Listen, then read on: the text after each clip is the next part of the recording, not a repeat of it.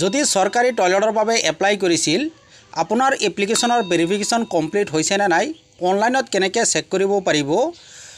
যদি verification complete নহয় তেনেহলে তৃতীয় পৰ্যায়ত সৰকাৰি টয়লেটৰ টকা নাপাব টকা পোৱাৰ বাবে ভেৰিফিকেশন কমপ্লিট হ'ব লাগিব যদি এতিয়ালৈকে কমপ্লিট হোৱা নাই তেনেহলে ভেৰিফিকেশন কেনেকৈ কমপ্লিট কৰিব কি ডকুমেন্টৰ প্ৰয়োজন হ'ব এই সকলোখিনি প্ৰসেস আপোনালোকে এইটো ভিডিঅ'ৰ জৰিয়তে জানিব পাৰিব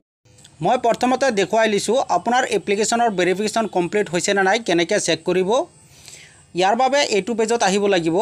এইটো পেজৰ লিংক মই ভিডিঅ'ৰ ডেসক্ৰিপচনত দি থৈছো তাত গৈ ডাইৰেক্ট আপোনালোকে এইটো পেজত আহিব পাৰিব এইটো পেজৰ পৰা সৰকাৰি টয়লেটৰ সকলোখিনি কাম কৰিব পাৰিব স্ট্যাটাস চেক কৰিব পাৰিব ভেৰিফিকেশন কমপ্লিট হৈছে না নাই চেক কৰিব পাৰিব বা যদি নতুন এপ্লিকেশন কৰিব বিচাৰে তেনেহলে এইটো পেজৰ পৰা কৰিব লাগিব বা যদি আপুনি স্বচ্ছ ভাৰত মিছনৰ লিষ্টটো চেক কৰিব বিচাৰে তেনেহলে এইটো পেজৰ পৰাই সকলোখিনি কৰিব পাৰিব এইটো পেজত অহাৰ পিছত অলপ তলফালে আহিব তলত চাওক কেইবাটাও অপচন দিয়া হৈ আছে এটা হল নাও ইউৰ স্বচ্ছ ভাৰত মিছন ডাটা এইটো অপচনৰ পৰা আপুনি স্বচ্ছ ভাৰত মিছনৰ লিষ্টটো চেক কৰিব পাৰিব তাৰ পিছত দিয়া হৈ আছে application form for ISSL dashboard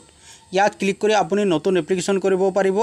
বা যদি স্ট্যাটাস চেক কৰিব বিচাৰে তেনেহলে এইটো অপচনৰ পৰা ক্লিক কৰি কৰিব পাৰিব ভেৰিফিকেশন কমপ্লিট হৈছে না নাই চেক কৰিবলৈ application form for ISSL dashboard এইটো অপচনৰ ওপৰত ক্লিক কৰি দিব তাৰ পিছত আপোনাৰ সন্মুখত এনেকুৱা পেজ আহিব আপুনি এপ্লাই কৰাৰ সময়ত যেটো মোবাইল নম্বৰ ৰেজিষ্ট্ৰেচন কৰিছিল সেই মোবাইল নম্বৰটো ইয়াত বহাই দিব আৰু গেট OTP-ত ক্লিক কৰি দিব আপোনাৰ মোবাইলত এটা OTP পঠিয়াব OTP-টো ইয়াত বহাই দিব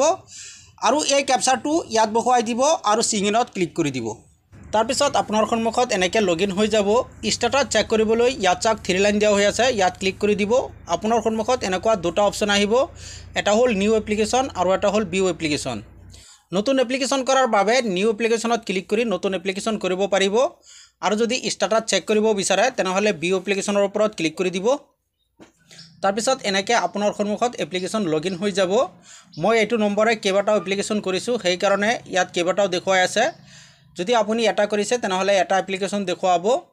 এপ্লিকেশনৰ সিধা লাষ্টত চাক দিয়া হৈ আছে ট্ৰেক স্ট্যাটাস চেক কৰিবলৈ আপোনালোকে ট্ৰেক স্ট্যাটাসৰ ওপৰত ক্লিক কৰি দিব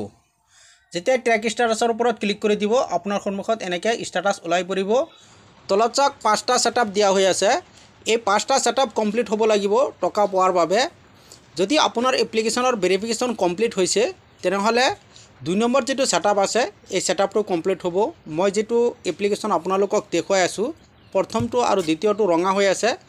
এই দুটা সেটআপ কমপ্লিট হৈ গল কাৰণ মোৰ এপ্লিকেশনৰ ভেৰিফিকেশন হৈ গল সেই কাৰণে দুটা সেটআপ কমপ্লিট দেখুৱাই আছে বাকিটা সেটআপ অফিসে কমপ্লিট কৰিব টকা দিয়াৰ সময়ত যদি আপোনাৰ এপ্লিকেশন ভেৰিফিকেশন হৈছে তেনেহলে এনেকুৱা দুটা সেটআপ বা তিনটা সেটআপ কমপ্লিট দেখুৱাব আৰু যদি আপোনাৰ এপ্লিকেশন ভেৰিফিকেশন হোৱা নাই তেনেহলে মই আৰু এটা এপ্লিকেশন দেখুৱাই আছো